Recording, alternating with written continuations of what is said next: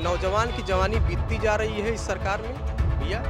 और रोजगार और शिक्षा की व्यवस्था तो आप देख ही रहे हैं। आज उनकी दोस्ती कहाँ है, और अगर उनसे दोस्ती है तो ये टैरिफ भारत पे क्यों लगवा रहे हैं? क्या साबित करना चाहते हैं? क्या भारत किसी से कमजोर है क्या?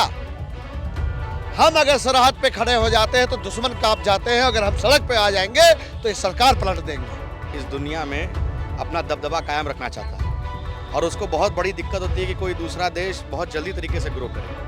हम लोग ग्लोबल साउथ को नेतृत्व कर रहे हैं, जो तमाम डेवलपिंग नेशंस है और अंडर डेवलप नेशंस है, उसको इंडिया लीड कर रहा है। कुछ गाड़ियां वो लेते इथेनॉल से टेस्टिंग करते, उसके बाद मार्केट में उतारते। महंगी महंगी गाड़ियां लोगों की खराब हो चुकी हैं भैया, और लोग त्राहिमाम कर रहे हैं। इसका जिम्मेदार कौन है? 4 PM न्यूज़ नेटवर्क में आप सभी का स्वागत है। मैं हूँ क्षितिज कांत। अमेरिका में एक बिल पास होता है जिसमें साफ कहा जाता है कि 100% टैरिफ उन देशों पर लागू होगा जो रसिया से तेल या फिर गैस खरीद रहे हैं। उसमें नाम भारत का भी शामिल है। विश्वगुरु प्रधानमंत्री नरेंद्र मोदी की जो विदेश नीति है, इस पर लोग सोशल मीडिया पर सवाल कर रहे हैं कि डंका तो पूरे विश्व में बज रहा है, लेकिन अगर यही कानून बन जाता है तो 100% टैरिफ की जो मार है वो देशवासियों पर लगेगी। अभी बिल बना है, लेकिन अगर कानून पास होता है तो क्या हाल होंगे, ये किसी से छिपा नहीं है। लोग सवाल यही कर रहे हैं कि अगर डोनाल्ड ट्रंप अगर बहुत अच्छे मित्र हैं तो बिल जब बना तो उसमें भारत का नाम नहीं होना चाहिए था। हम बात करेंगे लोगों से, समझेंगे कि इस पर क्या सोचते हैं। सर, 100% टैरिफ देना पड़ेगा अगर कानून बन जाता है तो। अमेरिका में बिल अभी पास हुआ है 100% टैरिफ के लिए। जो देश रशिया से तेल या फिर गैस खरीद रहे हैं, कैसे देख रहे हैं इसको? देखिए, सबसे पहले तो मैं वो जानना चाहता हूँ कि वो लोग कहाँ चले गए जो नमस्ते इंडिया, नमस्ते ट्रंप करते थे और ट्रंप जी की पूजा करते थे, और वो विश्व गुरु कहाँ चले गए जो अपना अखबारों में, मीडिया में खूब तारीफ छपवाते थे। मैं बता रहा हूँ कि इस देश को बर्बाद करने में नरेंद्र मोदी का सबसे बड़ा हाथ है। आज उनकी दोस्ती कहाँ है, और अगर उनसे दोस्ती है तो ये टैरिफ भारत पे क्यों लगवा रहे हैं?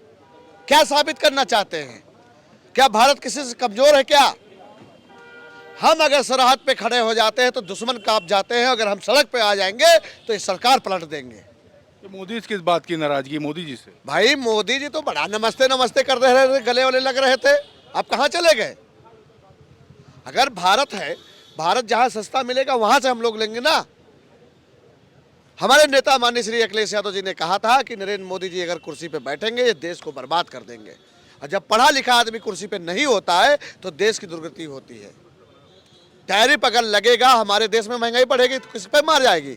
किसानों पे आएगी, नौजवानों पे आएगी, और ज़्यादा खुशी की बात नहीं होगी, आप लोगों पे भी आएगी, क्योंकि दाल चावल आटा आप भी खरीदते हैं, आप भी गाड़ी चलाते हैं।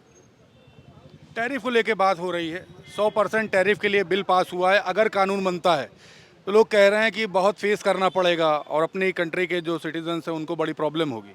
देखिए, सबसे पहले अगर हम जियोपॉलिटिकल सिनेरियो की बात करते हैं तो हमें ये समझना होगा कि अमेरिका इस दुनिया में अपना दबदबा कायम रखना चाहता है और उसको बहुत बड़ी दिक्कत होती है कि कोई दूसरा देश बहुत जल्दी तरीके से ग्रो करे।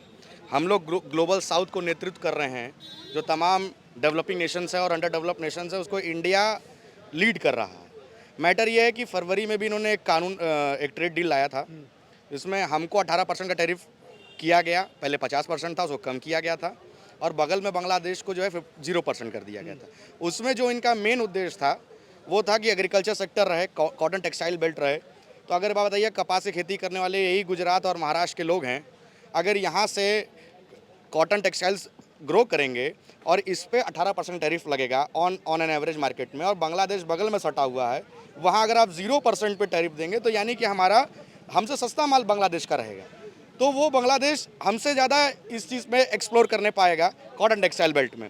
ये पहला चीज़ है। दूसरा चीज़ उन्होंने बोला कि डेयरी प्रोडक्ट हम अमेरिका से भारत में लाएंगे, और उसमें भारत जो है टैरिफ नहीं लगाएगा। ये हमारी डील हुई। वो हमें 18% का टैक्सेशन लगा रहे हैं, हम 0% पे थे। तो हमें लग नहीं रहा था कि ये कोई इक्वल तरीके से कोई मतलब एग्रीमेंट या डील किया गया, दबाव में किया गया। दूसरी इम्पॉर्टेंट बात है, आपको सभी को मालूम होगा, अगर इस विश्व में सबसे ज़्यादा अगर 196 देशों में सबसे ज़्यादा अगर कहीं पर ऑयल का रिजर्व है तो वेनेजुएला कंट्री है। आपको मालूम होगा कि जनवरी में वहाँ के जो प्रेसिडेंट है उनको रातों रात अमेरिका की जो फौज ने उठा ले गया था।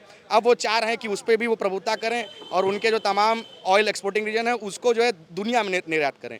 रशिया को दबाव बनाने के लिए वो भारत के साथ ये गेम खेल रहे हैं। वो चाह रहे कि रशिया की जो पावर है वो कहीं ना कहीं शील्ड हो जाए, कम हो जाए।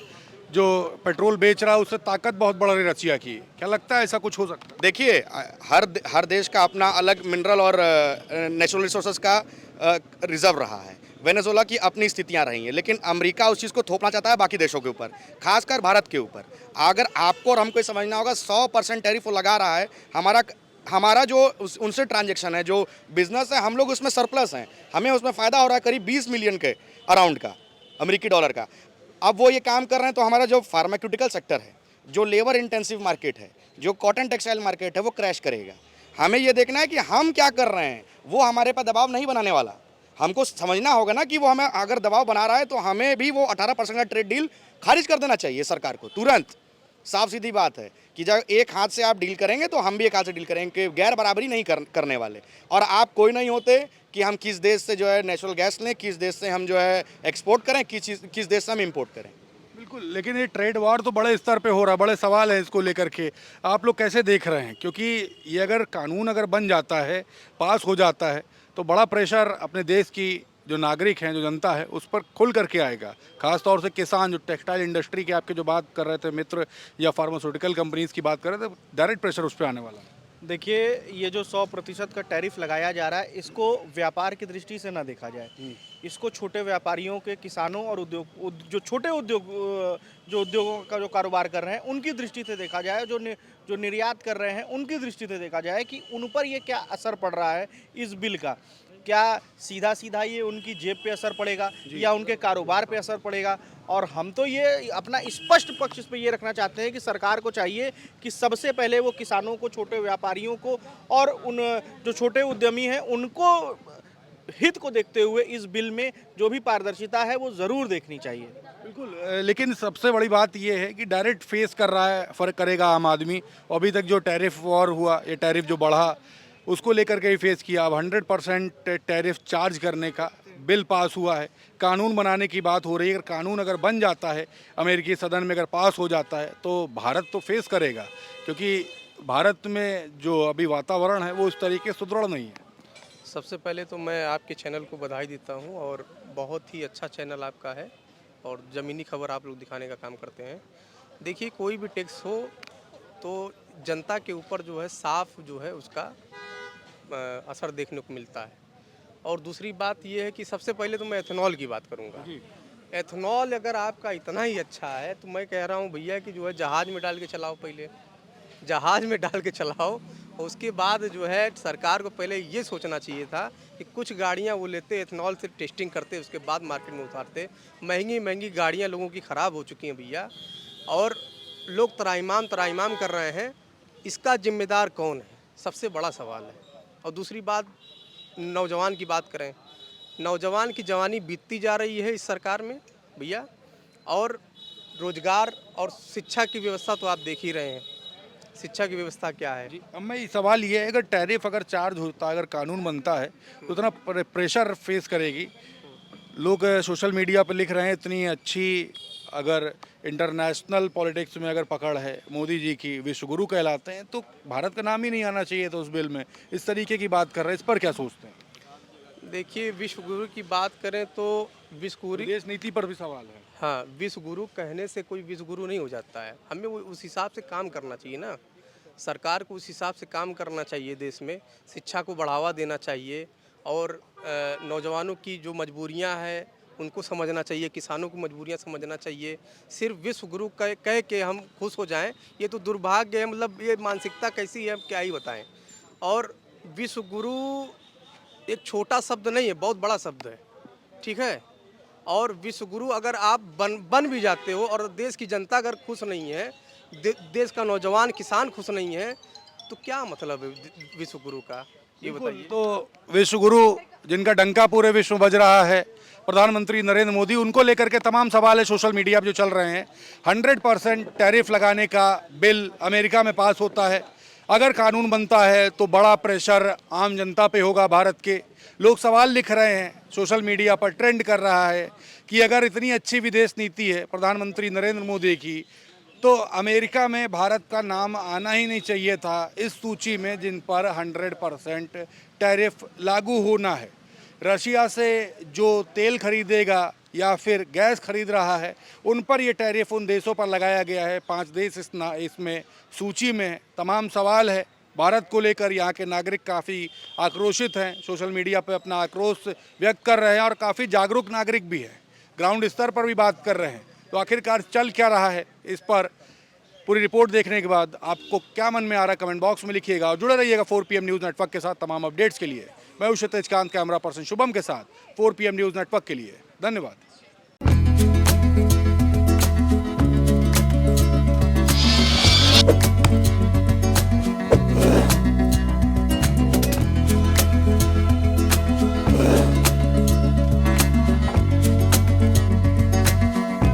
We'll be right back.